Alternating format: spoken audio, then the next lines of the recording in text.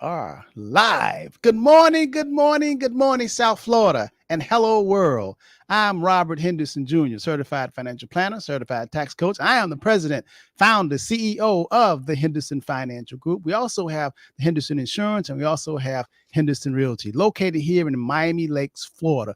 We're full service financial planning firm, and we have clients all over the country and out of the country. We bring your future to the present. That's what we do. That's our motto. And joining me here, my partner, my co-host, from one and only, my brother from another mother, Mr. James T. How you doing, brother? I am wonderful, Rob. It's been a great week. It's been, something I've been sharing with family and friends because everybody, James T, how you doing? How you doing? How you doing? And when God has, quote unquote, led you to a place where you've never been before, or even if you've been, well, you've never been to that place before, and all of a sudden, with great expectation, you know that something great is happening, not about to happen, but something great is happening. And when you get that attitude of, thanking God for sound health, peace of mind, freedom from fear and worry, positive mental attitude, labor of love of your own choosing, and then every day you see just exciting things happening in your life. Oh man, it's awesome. It's Yeah, awesome, man. Especially you say freedom from fear and worry. Woo, woo, Rob. Oh, That's Rob, big, right? that's big. Rob, it is so great to be uh, in a place in your life where you can say, the seeds I have sown is reaping a harvest daily. Man, I was with Antonio, plan to be with him again today with the project that we're working on, and it's man, it's amazing. It's just awesome. It's awesome. These are So, good. hey man, thank you to the Henderson Financial Group and Antonio and all the people. And yes, Rob, last week we had an opportunity uh, to speak with various people and to talk about various things. And we missed out on an opportunity to speak with the young lady that I met recently. She's standing backstage. So, what I Okay. really would love to do is to say to our listeners out there, there's so much happening. I mean, the world is moving fast, as one would say, but it's not really moving fast at all. We are trying to move fast. The world is constant. The changes that are being done is being either caused by us or being created by us. And we were saying that so many people are moving fast and they're missing out because they're being misled and scammed. Now, right now, we're in a voting season. So, what are you going to do?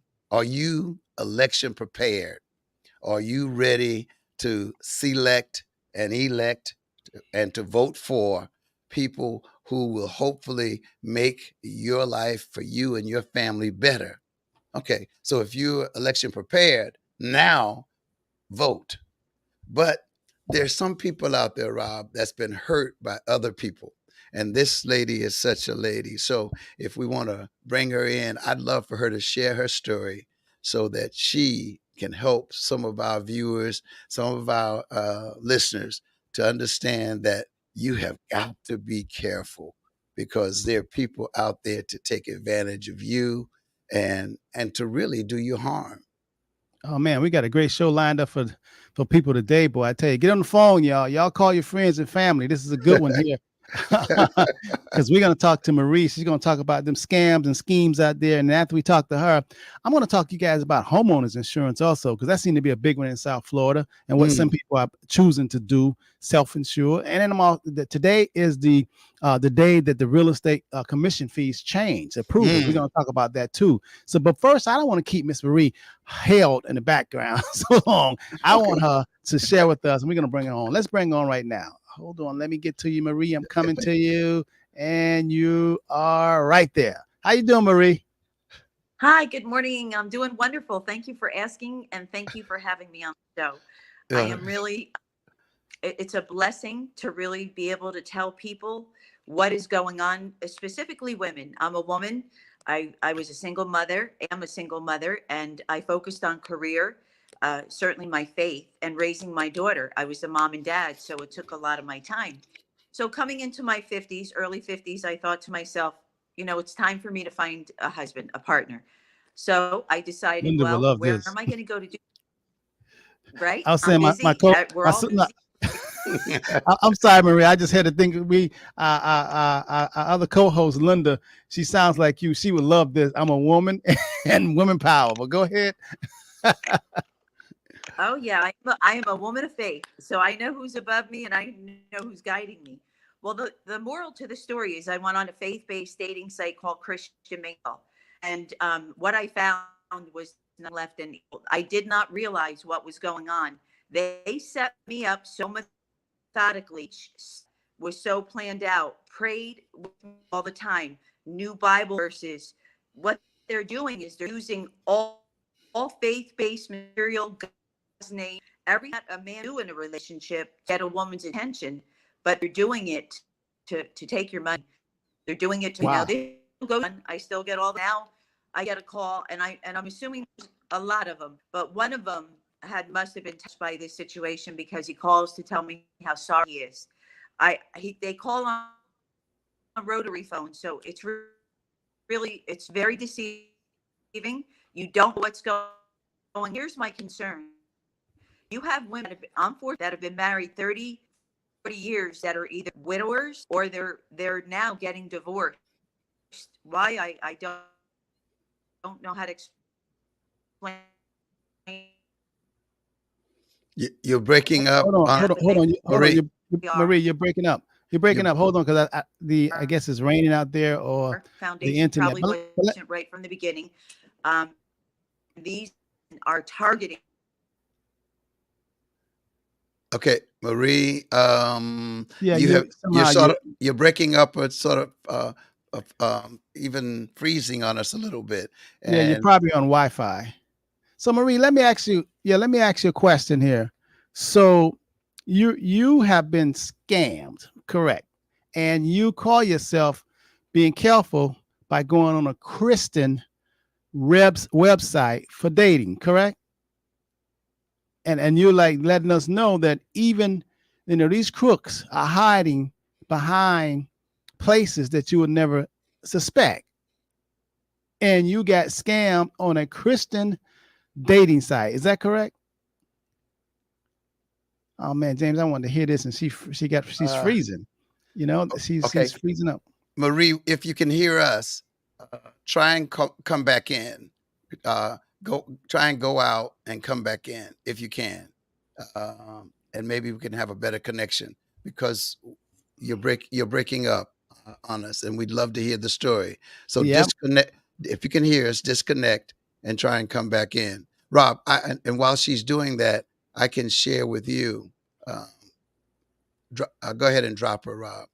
Yeah, Marie, see if you can come back out and then come back in, reboot. Okay. Well, all right. Let me the way I met her. She's well, I don't want to get into a personal, but I met her at a job site, and being in the media, she began to share with me what she had been through, and we stayed in touch. And she went to a conference, as you traveled and all of that. She was trying to get her life back together, and this dating site that she went on, she met these people, and I guess when you're lonely or when you're alone, I don't know if it's loneliness or just by being alone, you feel as though when people come at you and if they can quote scripture or if they can seem caring, all of a sudden you build that relationship. And she totally got scammed, but she didn't just freeze in and say, okay, I'm not going to tell anybody. What she did was she went to get help, and she got help from authorities. And so they have been working on that. And she then said that, James, what I decided that I'm going to do, I'm going to ask God to help me so that I can help others. She's going to be an advocate. Right. And share her story. So she has been doing that, and she's making it a ministry, actually, that she's doing that. So what I was really hoping, and I hope we can get her to tell it, even though she's probably doing it maybe on her phone, and I don't know if she has a computer that she Well, can. she's back. Let's see if we can try to get her back. Okay, Let's see if she can get her back. All right, Marie, Let- Marie, let can you hear us? Can you hear us, Marie? yeah, but we can't hear you. We can't hear you. We can't hear. Is your mic on? Oh man, I really want to hear her story too. I really Mm, want to hear her story. Well, we're gonna have to. yeah, Marie, we're gonna have to reschedule, Yeah, we or have to reschedule, and we'll try. We'll try it right. again because somehow I can't And hear her mic. and the best thing is, if you're doing it by phone, by iPhone, the best thing is computer, Yes. to pull it up on the computer, Yeah. if you have a computer. So Rob, look, what we'll do is, let's put this one on hold, and if she gets back with us on computer or whatever, we can go to that, but we'll go on with the show for today. Okay. Okay. All right. All And right. to the audience, we apologize, but what I want to wrap up that part by saying, we all have to be concerned, because believe it or not, we can all be scammed.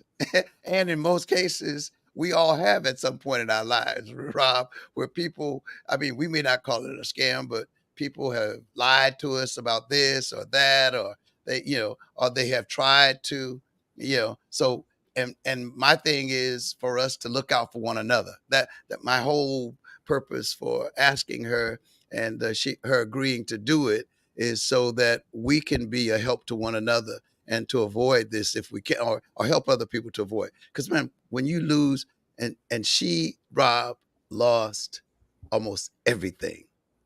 She got taken really, really bad. And believe me, there are other people out there that don't talk about it. We've seen the shows on TV as well, where they go to these people and they said, how can you, or how did you, why did you believe that? Well, okay, it's not the why now. The thing now is, how do I come from this situation, and how do I help others not get taken the way that I did? So our program here is about, always about understanding money. And usually the people out there, whether you have a little or you have a lot, somebody's trying to get whatever you got. Right. That's for sure, man. If you don't mind it, your business, somebody's gonna mind your business for you. That's just the way the universe is. That's the truth. But Right. yeah, we definitely got to have her back because we want to listen to her and talk to her because there's a lot of scam, a lot of fraud going on, and people have no conscience now because people are just trying to survive anywhere they can, and they've been hearing all these stories how the frosters are living large and being very lucrative. So people are really trying to get into that. So but it never lasts. When you have when you try to build a life based on fraud and deception, it never lasts. You don't live happy ever after.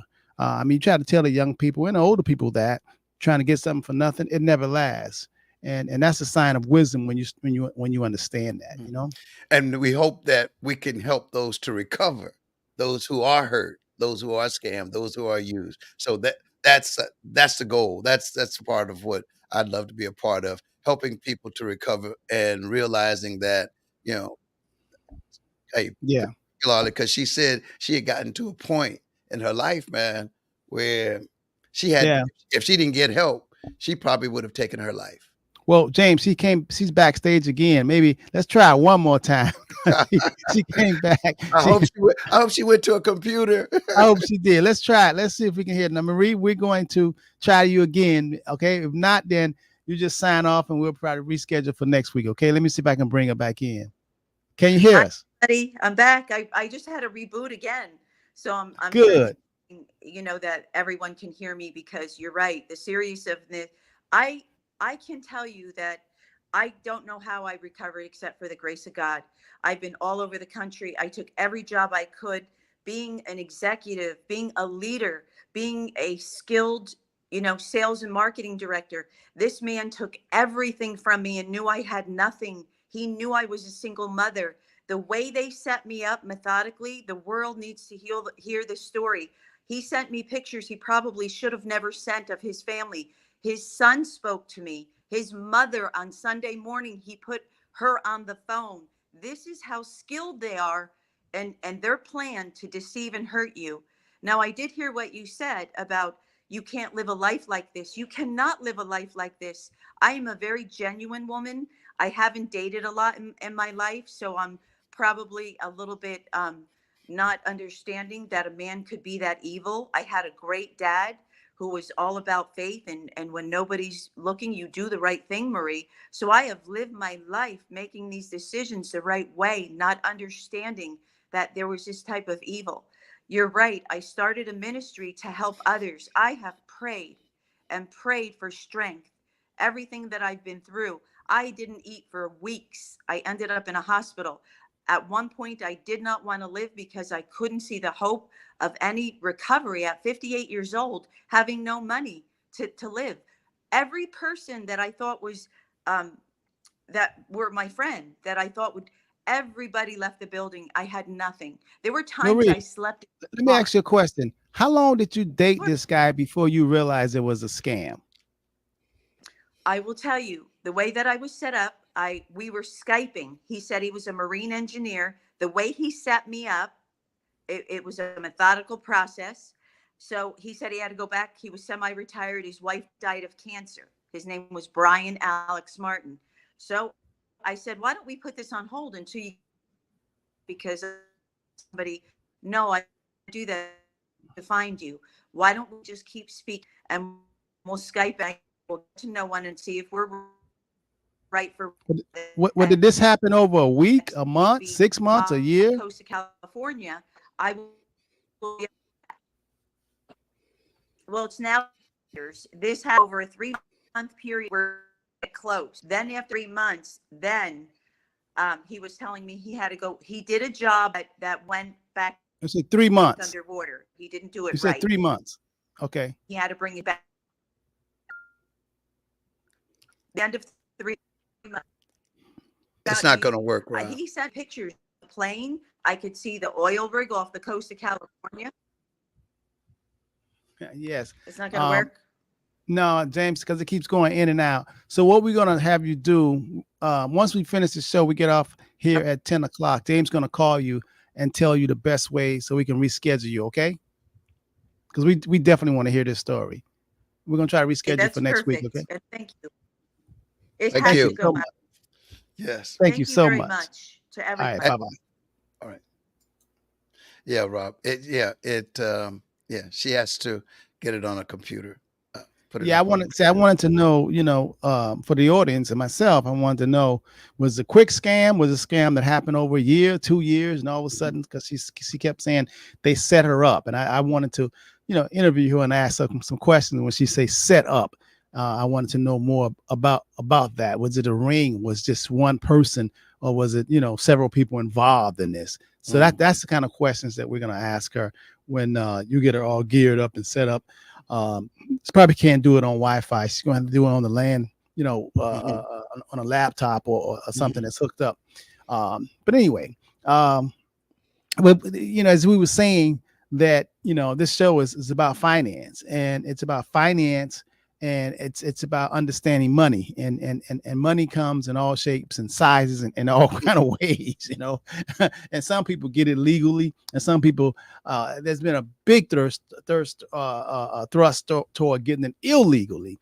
And as I say, me being in the financial services business for, almost 40 years, I've never seen anyone that do it illegally live happily ever after. They may not get you once. Like my grandmama always say, if the washer don't get you, the rinser will. In other words, now I'm not talking about washing machines. Okay, y'all, that's a metaphor. In other words, soon come. As my island friends say, soon come.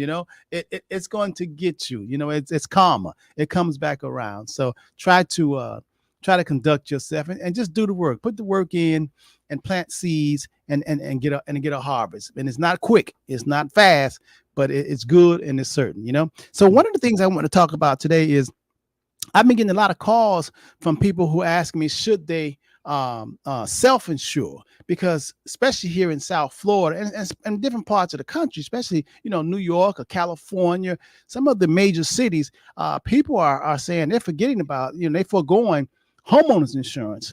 And because it's just ridiculous. And some people, they're asking them to pay, $10,000, $20,000, $30,000 from homeowners insurance. I remember they asked me a year ago to pay $24,000 for homeowners insurance. I said, y'all crazy, I didn't self-insure, but I you have to dig deep and know where to go to find, better buys. But they're out there and they'll offer you. The problem is so many people that have homeowners insurance, when they get the new notice and they might have doubled, they just pay it. They don't ask. Mm-hmm. They don't ask. They don't say, hey, is this right? They just figure this is what it is. This is what it is. So I'm pay. But in business and in life, it's kind of like if the baby don't cry, that means the baby don't get no milk. I mean, that's some people's philosophy, how to feed a baby. But in business, the same thing. You got to ask, you got to seek, and you got to knock on everything. Okay, you got to ask, is this the best? Let me get a second opinion. Let me find out, is there something better? You should always ask that about everything you do, everything you buy, and try to get references. But the thing is that a lot of people are asking me that. Now, I'm going to tell you, it depends on where you are. And I'll give you case in point. So I live here in South Florida. I have a house in Miami, and I have a house in Miramar. It's between, Miami and Fort Lauderdale. That's my main house. Okay. Now, I also own property throughout South Florida, and also I own property up near the college. Get rental property from the college students. Now, a 3-bedroom, 3-bath property that I own, like 3 minutes from Florida State, the college, university in Tallahassee. That homeowners insurance cost me $700 per year. Whoa. Wait a minute. I'm moving to Tallahassee. Joe Billis. I know, I'm only kidding. Yeah. Isn't that something? That cost me $700 per year. Now, my house here, where I live in, I mean, that's $12,000 per year. You follow me? So you should only self-insure if you can budget and save the money instead of giving it to the insurance company. If you can budget and save that money for a rainy day, just in case a category 4, category 5 should hit us. Because let me tell you something. A lot of people are paying extra money for those hurricane-proof windows. But let me tell you something. They're not telling you this. If we get hit by a category 4 or 5, that's all what's going to be there is the roof. That's all what's going to be there is the windows, because the roof coming off. Okay. So you can spend all this money, and there's a lot of people who barely making it. They're putting a lot of money. They're spending $20,000 and $30,000 in hurricane-proof windows. That sounds good. It sounds sexy, and it's the end thing. But I'm telling you, if we get a category 4 or a category 5, you just wasted your money because the whole roof coming off. No, everything coming. Okay. So, you're going to have to pick things up, not just the windows. So the idea of self-insuring, only if you have the discipline not to spend the money. In other words, if the insurance company is telling you to pay $10,000 a year for homeowners insurance and your home is paid off, that's the only way you can self-insure. Because if you have a mortgage, that's what I was going to say, Rob. If you have a mortgage, they're going to demand that you be insured. If you have a mortgage, your mortgage company, the mortgage company will demand that you cover their interest, because they have money. They have skin in the game also. You owe them money, and they don't want some hurricane or flood, destroying the property. How they going to get paid? So if you have a mortgage, then you have no choice. You need to you have to not just take what your insurance company tell you. You have to shop around. Okay. You have to shop around. You can Google what's in your area, what homeowners are in your area, or you can call us, because we definitely have contact with different people to give you quotes also. All right. But if your home is paid off and now you was paying $2,000 a year, you used to pay $2,000 a year for homeowners insurance. Now it's going to $8,000 a year. Unless you could self-save, instead of giving the money to the insurance company. When you give it to the insurance company and no hurricane happens and you don't have any damage, you lost that money, because next year you got to do it again. And if they say you owe $10,000 to have homeowners insurance, you got to think you're taking a risk now, but you're self-insuring.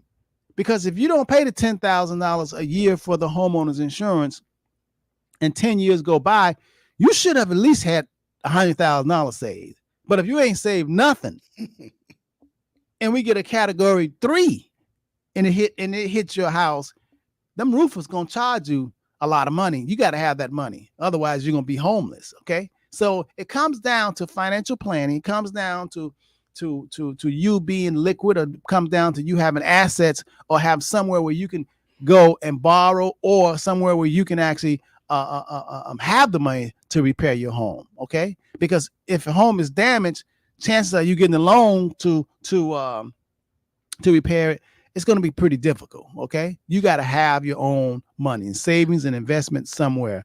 So the question is, should you self-insure or should you pay the larger premium? Like I say, it's always better, because they wanted me to pay $24,000. And then another company said $22,000. I said, y'all crazy. I wasn't giving up. I found a much cheaper, much more inexpensive insurance company. But it depends on where are you. If you in, like I said, Tallahassee or somewhere in North Florida, the insurance prices, homeowners, is not that expensive, and you probably should cover it, because you want to shift the risk from you. Because if you don't have it, then you got to have to cover it by the insurance company. Make sense? Rob, yeah, but Rob, here comes the question. Okay, if you can't afford, quote unquote, the insurance, but you live in an area such as our area, South Florida, and you have a mortgage, you definitely need someone to advocate for you. Yes. Yeah. Yes. I mean, because for me to go out there and say, okay, I'm gonna call all the insurance companies, or I'm gonna check and I'm gonna do all of this myself.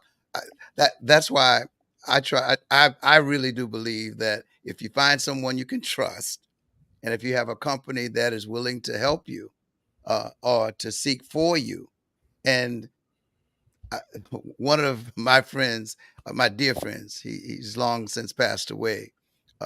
He used to tell me, James T, hey, when we go out, we work for the company that sends us out. So the agent, and that's another thing, Rob, I'd like for you to speak on. When you have an agent, of course, that supposedly represents you, you've got to remember that they also work for the company that's giving you the insurance, and they're in business too to generate revenue. And usually their revenue is dependent upon, hey, the cost of the Your policy. premium. Right. Your premium, right? How much you pay.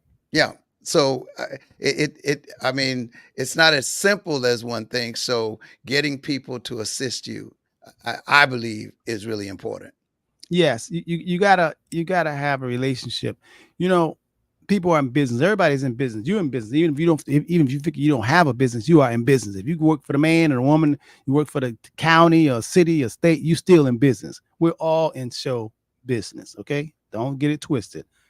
Different type of business, but we're in business. We're for profit. We're trying to gainfully employ for profit so we can live our lives. So we are in business. Now, another thing that I want to say to you guys, like I had clients come in here to talk to me, and they have several properties, not just their residence, but they have rental properties also. The problem with insurance in terms of rental properties, most people, I would say half of the people that have rental properties have the wrong type of insurance on those rental properties, because the insurance agent won't really tell you. In other words, let's say you have a home that you live in, but you also have a rental property that you're renting out. Your homeowner's insurance should cost more than the insurance on that rental property. Reason why is because your homeowner's insurance is stacked. In other words, you have, personal property in there that you want to cover. You have, in case something happens, you have all other kind of benefits in there in terms of where you can actually, they'll put you in a hotel, they cover the content. Your rental property shouldn't cost thousands and thousands of dollars. Shouldn't cost nowhere near what your homeowner, because your rental property, you should just get a policy for renters. In other words, you just want to cover the from fire, and you want to cover from, from fire and flood and probably hurricane if you're in South Florida. But the content and all that, you don't have to cover, because that ain't your stuff. Hopefully you didn't rent it fully furnished. That's their stuff. They supposed to get renters insurance in case a flood or something happens in there, And a lot of people don't understand this. And the insurance person, like you said, James, they're not telling you that, your salesperson, because the more money that you pay, the more commission that they get. So when I look at a client's financial situation, and I look at they have several properties, and I say, bring me your homeowners insurance properties for yourself or your residence, and I want to look at the one for your property that you have your rental. And oftentimes it have the wrong type.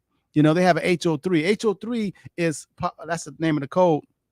Is for primary residence. If it's not a primary residence, you don't need an HO3 for a rental property. So I want you all to check that. I just gave you some golden nuggets to save you some money today. Check that to see, make sure your rental property is not a HO3, okay? Because you don't need that type of coverage. You just need to cover you don't need to cover the content. You need to cover in case there's a fire or windstorm or flood. That's what you need to cover, okay? The other thing is, let me see. I see Carol Lattimore has a question here. And it says, when do you put your property in a trust? Okay, Carol, I can handle that. I can change gears. I've been doing this 38 years. I can change gears. Then we're going to go back to a ruling today that goes into effect about real estate commissions. When you're Robert, before you go to that one, now, when you have commercial property, and particularly with mortgages on it, based on location and area, particularly down here, anything east of I-95, they're going to demand that you have certain coverage. Correct, because it's commercial. Correct. Because it's commercial. And so, again, what Robert is saying to all of us, we need to find people who can be working for our best benefit and finding for us what we need to get the coverage, because you may need the coverage to get it done. But we both have a friend, Rob, and we need to bring him in on this one, and that's Cooper. Yes. Yeah, yes. Because many people, we did these when I was in talk radio. We used to go out and have these sessions for the community to come in so that they would know that you can have someone to represent you when you have, quote unquote, a need for someone to deal with these insurance companies to recover damages. And when the company sends out someone to look at the damage, whether it's the roof or the windows or the doors or inside the home, that person is working for the company. So you need someone who is going to be working for you, who knows what it's going to cost to replace the roof, so that the company just don't have you, well, this is what we're going to give you. And you say, oh, okay, well, because I had a adjuster.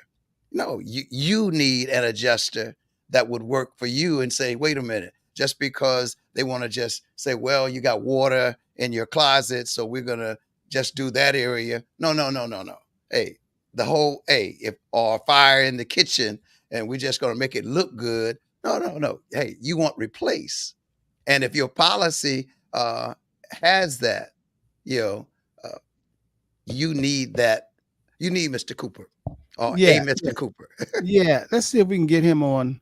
Also, he's a public adjuster, and he's a public adjuster, not an insurance adjuster, but a public adjuster represents the people, the homeowner, not the insurance company. So we definitely need to schedule him, James, because that's some good information. We just have him on quite a bit before on talk radio when we were doing it. Exactly.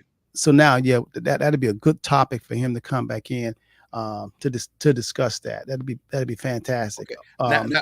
Now you can go to Ms. Lattimore. Carol asked, get your adjuster before trouble comes. Robert said, relationships. That's right. That's right. Okay, so Carol, let me ask you. Because the question that you're asking, I know other people want to know this also. Now, Carol Lattimore, she said, when do you put your property in a trust? Now, first of all, there are over 100 different type of trusts. Okay. And it depends on what you're trying to do. Each trust is designed to do different things. And you have over 100 different trusts. Y'all got that? So it's trust.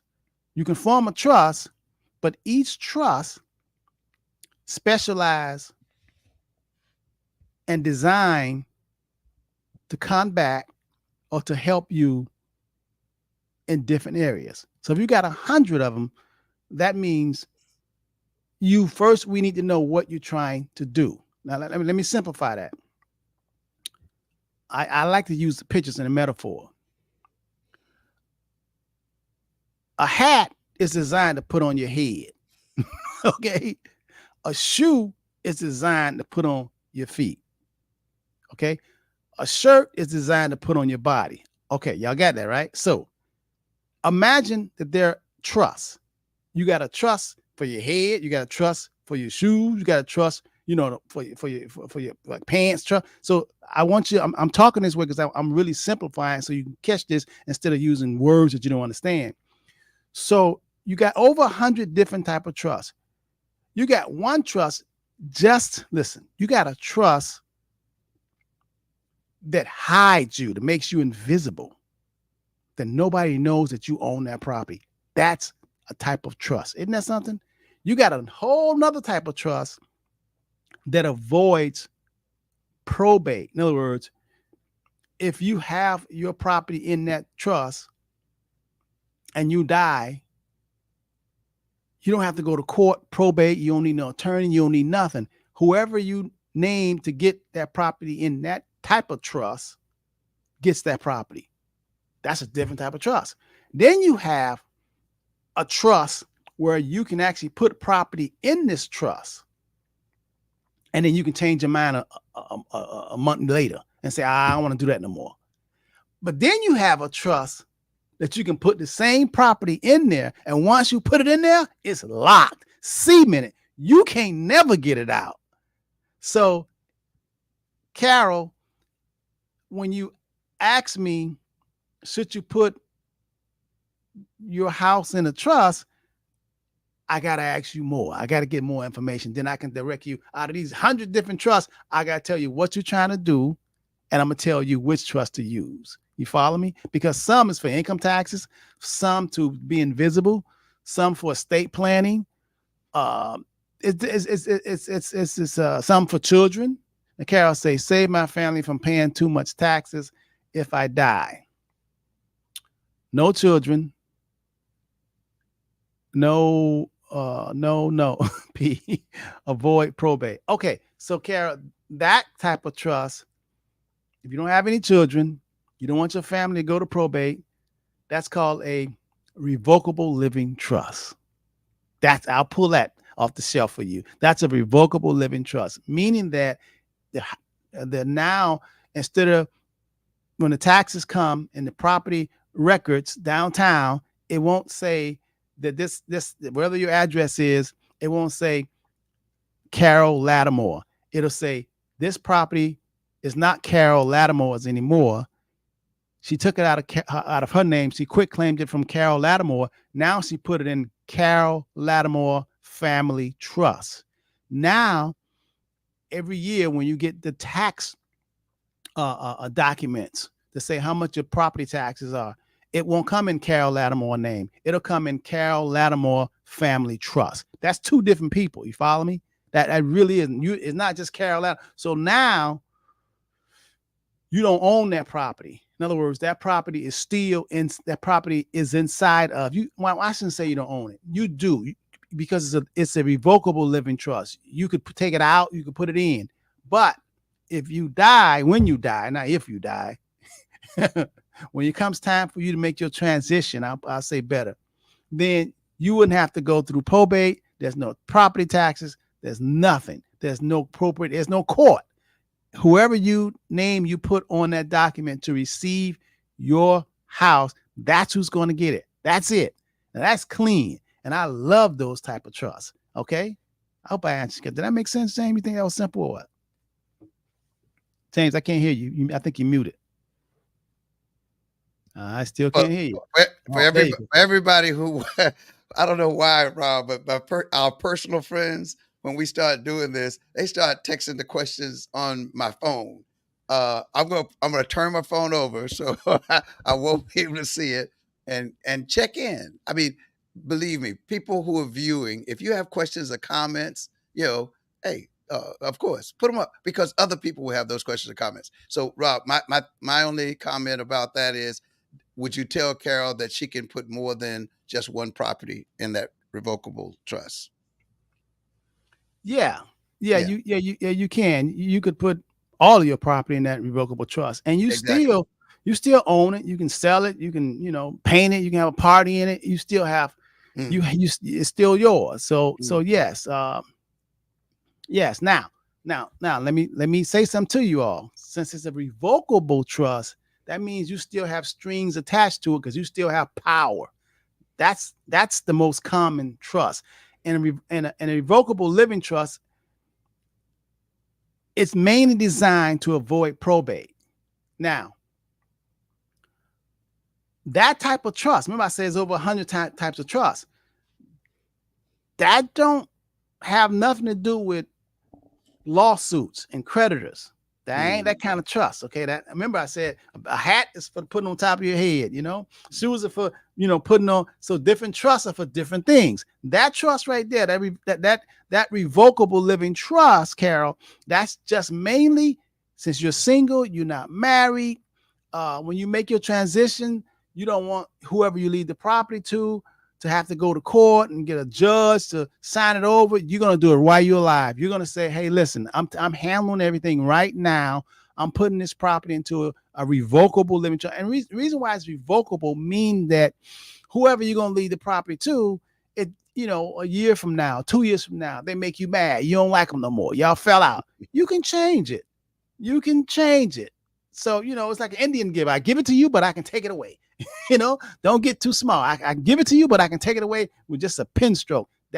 And people like that because they want to have control. Now, I'm gonna tell you the flip side, trust. Okay.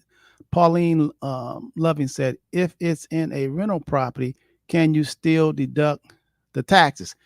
Good question. Yes, you can. If it's in a rental property, you still can deduct the taxes because the revocable living trust, you still have strings attached, so it still flows through you. The main thing about a revocable living trust, it avoids probate in case you die. You don't have to come back to you don't have to leave. You don't have to come back to the grave and try to straighten people out. Whatever you have, that's etched in stone, and no judge is not going to change it. Okay, so you still get your property tax deductions. When you have it in a revocable living trust, you still collect your rent. You do everything, okay? Everything like you don't have it in an irrevocable trust, in a revocable trust. A revocable trust, remember, it has strings attached. You still have it. Just pop in my head. Think about a revocable living trust is you having a little small kid.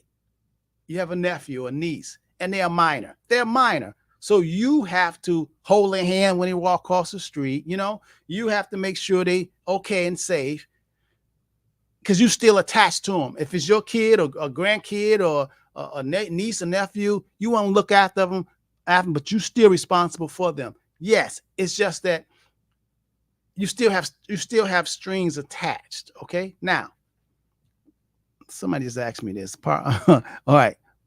Boy, y'all bring these questions on. Parnell says, do single men with money need an irrevocable trust? Okay, so he done stepped it up now. So remember we were talking about a revocable trust. Irrevocable trust means that I can give you something or I can have you written down that you're going to get my car. You're going to get my house. You're going to get that rental property. And you another person going to get that rental property. And all y'all make me mad next year and I don't like y'all no more. Then I can just revoke that and change that and put somebody else in because I still have control. I can change my mind. That's a revocable living trust. The only thing that's really, really good for is avoiding court, probate, and transition of property. When you die, you don't have to go to court. Whoever is on that document, that's who gets it. They can't even contest it. whoever on there, if you have 5 kids and you gave on your revocable living trust, if you gave all your property to one child, the other 4 kids can't go to court and say, Judge, this ain't right, because the judge cannot hear nothing but a trust. You can leave it to that one child, and it can be unfair because that's the way when you died, that's the way you left it, and that's it. Okay, so that's irrevocable. Now let's go to the little higher trust. Okay. Parnell is talking about the irrevocable trust. So what is that? The irrevocable means that you put your house inside of this trust. Now this house is called Carol Lattimore Trust. You actually don't legally, you could swear your hand in the stack of Bibles that you do not own that property, because you actually signed all your rights, all of your authorities. You put that house into a trust. Now, if someone try to sue you, they can sue Carol, but since Carol has no more strings attached to that house because she really gave it away, it's like you gave your house to United Way or you gave it to a charity.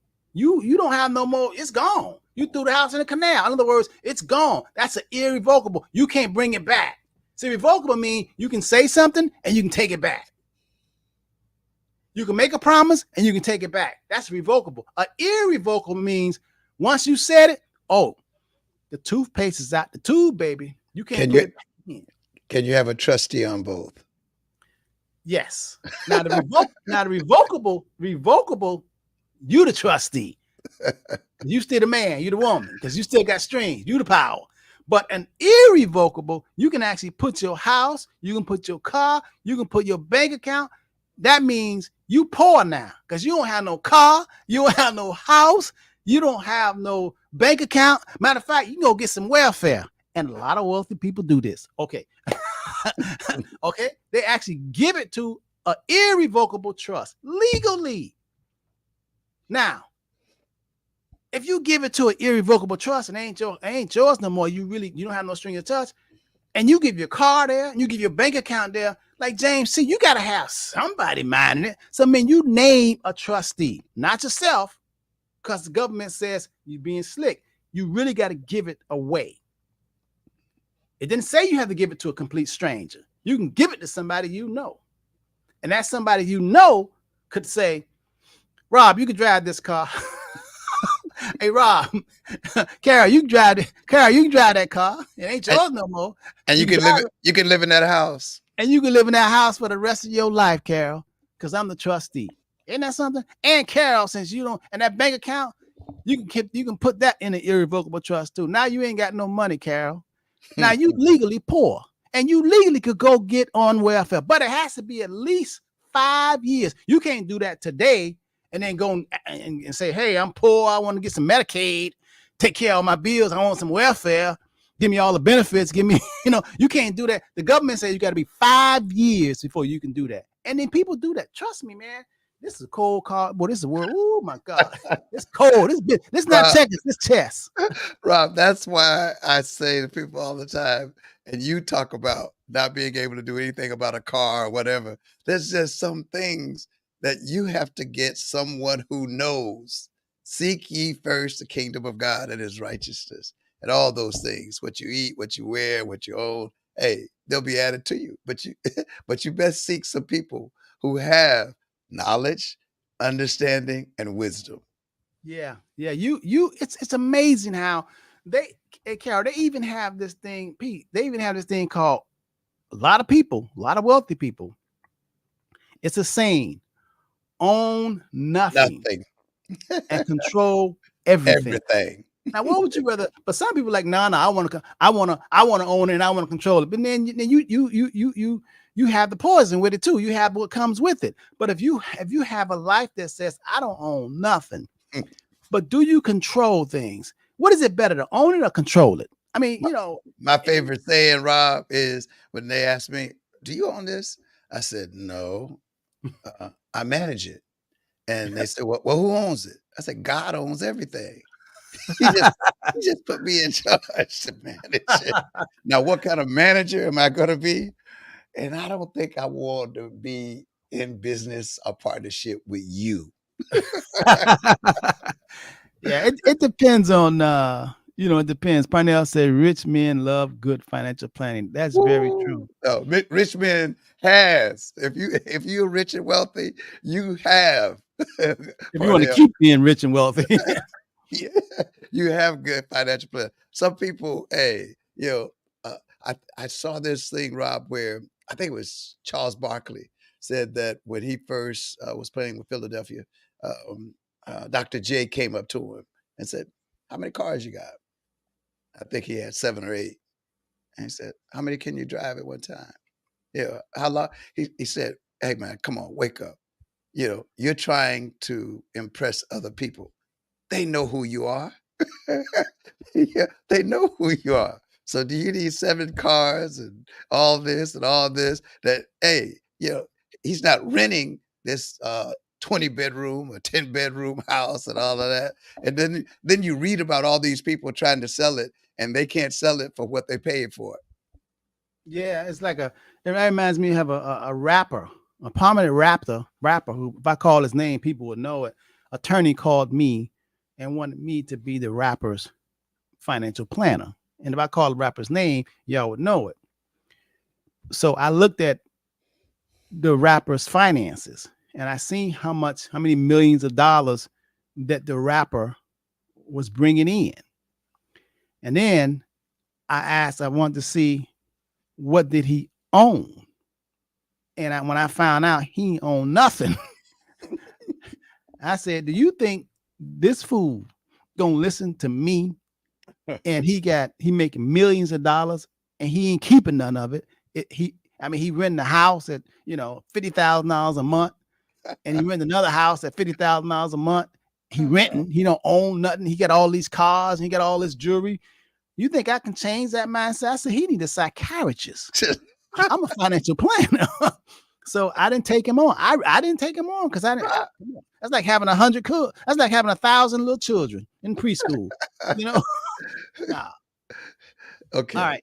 And a So, jester Carol, should be kept on retainer in a hurricane flood country. Oh, believe me, we do have a public adjuster on retainer. that's right. And I've turned them on to so many. That's another thing, folks. When you have someone that's good, as we often tell you about the Henderson Financial Group, don't just keep it. I mean, I've had him when they had the storm out on the West Coast. I had a classmate of mine. He was staying in a hotel, and they lost a roof on his house. And I recommended our friend to go over. Man, he called me, and my classmate had said, "Man, James T, thank you. Just thank you, thank you, thank you, thank you." I mean, we need representation, and we need people who know that who know and who are credible. Character. They have character. They're credible. They're courteous. Oh, come on. We need those kind of people. So when you find a good, if it's the Henderson Financial Group, or if it's a good mechanic or a plumber, whatever it is, right. yeah. Hey, yes, continue to support them, but also share them so that their business can thrive and others can be served. Yes. Before we go, because we're out of time here. Oh, wow. Today is the first day this new real estate commission law goes into law. Matter of fact, the final is the final. The judge approved temporary for it to go into law today, and the final would be November 26th. But let me tell you about this rule. This rule hasn't changed. They hadn't had a change in the real estate industry in over a generation. This rule says now. It used to be if you wanted to sell your home, the real estate broker can charge you, 5%, 6% to sell your home. So let's say you was selling a $400,000 house. Well, in South Florida, it's pretty. It's kind of, you can't find $400,000. Let's say you want to sell a $500,000 house, and the real estate agent says he's going to sell it for you is 6%, which is, $30,000. And then that 6%, when the realtor would put your house on the MLS, multiple listing service for other realtors to be able to find your house and be able to sell it too, the realtors would split, let's say, at 6%, let's say 3% to the buyer agent and 3% to the seller's agent. Well, they had a big lawsuit earlier this year that came out. It started last year, but it came out that says that rule is going to change now. Now, if you're a seller and you're selling your house, you're not paying for the buyers and the buyer's agent. So that 6% is not going to happen no more. In other words, whoever's selling your property, the realtor, you, the seller, says, okay, I'm only paying you 3%, or I'm paying you 2%. That's it. So the house is $500,000. You sell my house, and I'm going to give you a 2% commission, which is $10,000. I don't care nothing about the buyer, or the buyer's agent if someone wants to come look at my property. That's the law now. Now, the flip side is the buyer. If you're trying to buy a property, James, and you're looking for a house, the realtor who you have to pay that realtor. You have to tell that realtor. That realtor say, listen, you need to buy a house. I'm going to take you around. I'm going to show you some property, but you got to pay me. And guess what? It's negotiable. Whatever you want to pay your real estate agent to go find your house, that's negotiable. It's not standard anymore. See, it used to be, and they changed this a lot because realtors, man, I tell you, people mess a good thing up. Realtors, let's go back. So let's say you got a $500,000 house, James, and I go list it and I say, okay, I'm going to charge you 6%. And you say 6%, and I'm saying because 6%, because if I sell it, I'm gonna get all 6%. But I want other brokers and realtors to be able to sell it all over the world. Well, I want them to see your property, and they want to get something. So that's why it's gonna be 3% for me and 3% for them. Well, if I said no, and you said no, Rob, that's too high, and you said, Rob, I'm only gonna give you 4%, and I said, okay, James, I know you. I'm only gonna put it up for 4%. So I'm going to get 2%. And if somebody else realtor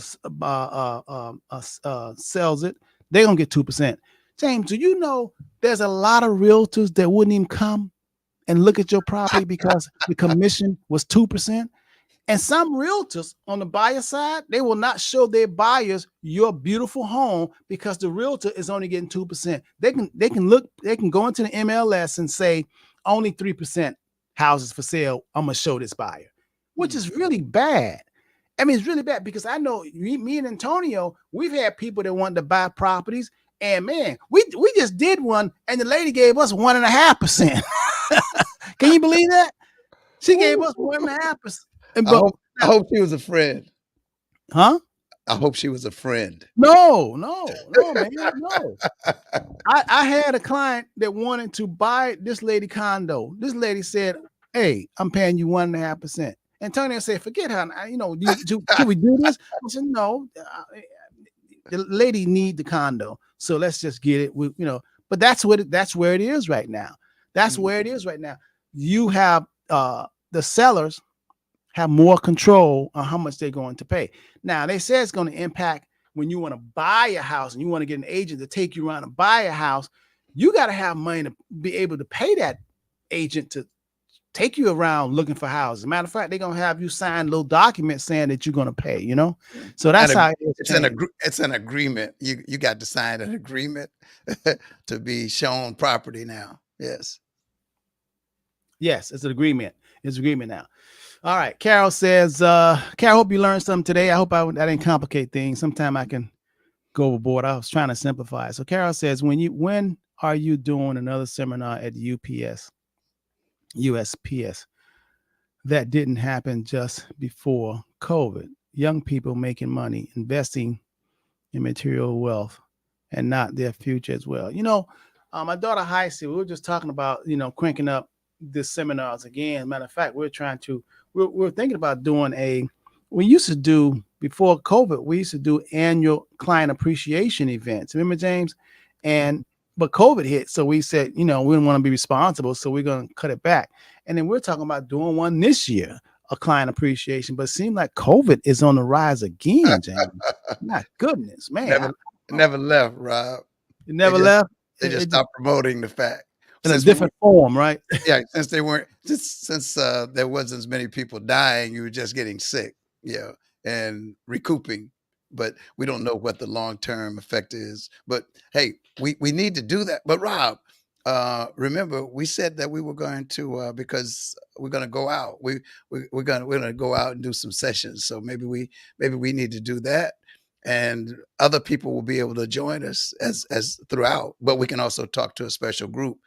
I think the last one we did was in Boca, right? Yes. That's been a few years back. Yeah. And we had a packed house there. And we did a 1 hour show and had a 2 hour question and answer. We take this show on the road. Yeah, take this show on the road. but it's important. But to all of our viewers and our listeners out there, there is a need to continue to gain information and to continue to reach out, and more than that, continue to help others too, because when you help other people, you're really helping yourself. So as Robert shares information, and as you have just heard about property and some new things that are happening with selling and buying homes and the commission rate and all of that, to get detailed information and to help you personally, hey, call the Henderson Financial Group, and they've got great people there. I personally deal with Antonio, Tavares, Hyacinth, and of course, Mr. Henderson. So that's why I come in and take an hour of my time. It's my giving back. And as we deal with other organizations that give to the community, this is my way of saying I want to support people who are sharing knowledge, understanding, and wisdom, so that other people within our communities can be better. Yes. And I want to remind you all that the 26th, August 26th, not this Monday coming, but the following Monday, that's the last day to register, to sign up for the 32% bonus or the 47% bonus on annuities, retirement accounts, money that you have just sitting in the bank. You want to increase it by 32% just by opening the account. Yes, you can do that. Money that you want to have, you're getting ready to retire in January or February or March or sometime next year. There's a guaranteed principal and annuity for retirement planning. Not retirement planning, just for investment. It's an income strategy. But whatever you have, they give you either 32% more, they'll match it, or they'll match whatever you have 47%. So in other words, if you have $100,000 in a retirement account or IRA, or even have a CD and it's 100,000, they'll give you 32,000 on top of that when you open the account, and then they start paying you interest, an income based on not the 100 but 132,000. So you get more. Or if you say no, I want to go for the one that gives me 47% bonus. So now you have 100,000 you put into the account. Guaranteed principal. It's insured because it's by insurance companies. And then they give you 47,000 on top of that 100. Now you start getting, your 4 or 5% or 6% or 7% off, not 100,000, but 147,000. You get more per month. That ends. You don't have to have the money by the 26th, but you have to register before the 26th. You have to call my office, 305-825-1444, 305-825-1444. I want you to think about how you can really take advantage of that. Start thinking now. Minimum you have to open the account with is 20,000. But the good thing about it, register costing you nothing. When you register, it's like making reservations to a restaurant. You don't have to put your credit card. They're just going to save you a slot. They give you 6 months after you register to put money into the account. But after you register, you don't put any money in the account, it's no scan, nothing happened, no penalty, no nothing, But it's good to be thinking about it, because you say, I'm going to register, before the 26th. And then 6 months later, I'm going to put in 20,000. At least you're going to get 20,000, 32% on that, be an extra 6,400 on top of your 20,000. That's pretty good. That's economics. That's smart. Okay. Or you say you're going to put your 20,000 and get to 47%. Now, some people may say, well, why would I get 30? Why would I choose 32% bonus match instead of the 47%? Okay, I'll tell you. It's always trade-off. If you go with the higher bonus right off the rip, you put in 100,000, you want 47%. You can't start, it'll grow, but you can't start receiving monthly income until after 10 years. Okay. That's why they give you 47% match. Okay. But if you do with the 32% match, as soon as you put your $100,000 in there or your $20,000 in there, next month you start getting monthly income for the rest of your life. It's like having your own private pension that it's like Social Security, you'll never run out. And you don't have to be 62, like Social Security, you can get it at 40, 50, 60 or whatever. But it's good for cash flow. Some people say, hey, Henderson, I'm gonna put in $100,000. Now it's $132,000. And then they say, okay, this thing gonna pay me $700, a month. That's gonna pay my car note. I'm good. And after that, my car note paid off, the money come to me. I mean, it's good strategy, but if you don't really understand what I'm saying, all you gotta do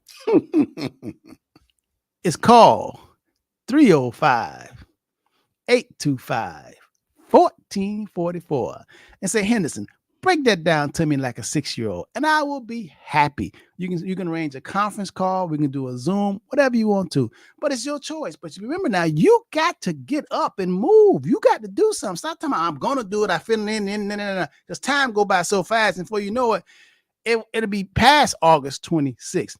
It'll be September 26th. You'll be like, oh my God. And it's like that sale go off. They ain't bringing it back. All right, we're out of here, Mr. Henderson. It's we're over time, and we want to say thank you to Miss Marie, and we're going to definitely try and get her back on. And for those of you who are viewing, thanks and thanks, Cal, for participating. Okay. Yeah, Cal say, where do I sign up? Just call the office on Monday, 305-825-1444, and they'll set you up. Okay. Just say you want to talk to me or Tavares or Hyacinth, but just give me a call. And I'll talk to you. I'll break it down. All right. All right. Peace. Okay. In our closing today, my brother has a daily chat that he sends out, and he always sends out a word. So I want to say happy birthday, first of all, to my nephew, Stephen Lockett. And the word that Mr. John Davis sent to all the siblings, my brothers and sisters, he said, join me in praying, Lord, we surrender all into your hands, for we trust you and desire to do only those things that are pleasing in your sight. And he took that from Psalms 37:3. Trust in the Lord and to do good. Then you will live safely in the land and prosper. And what Robert has been sharing today has been an opportunity for you to share as well with others so that we can all prosper. So, Father God, we thank you for this opportunity. Bless all those within the sound of our voices, and may they prosper based on your promise to us. In Jesus' name, amen. Let the church say amen. Amen. Amen. Hey, y'all have a wonderful, wonderful weekend, and be safe out there and watch yourself. The COVID is on the rise. All right. Much love. Call 305-825-1444. I look forward to hearing from you next week. James, we're gonna have a guest. See if we can get Cooper, at least Cooper. Oh yeah. We're gonna start loading up, Doc. So that they can hear other voices. Yes. All right. Hey, y'all have a wonderful, wonderful weekend. Peace and be safe. Bye-bye. If I can get this thing to like it don't want to leave, James. Well, hold on. I'm not saying a word till I say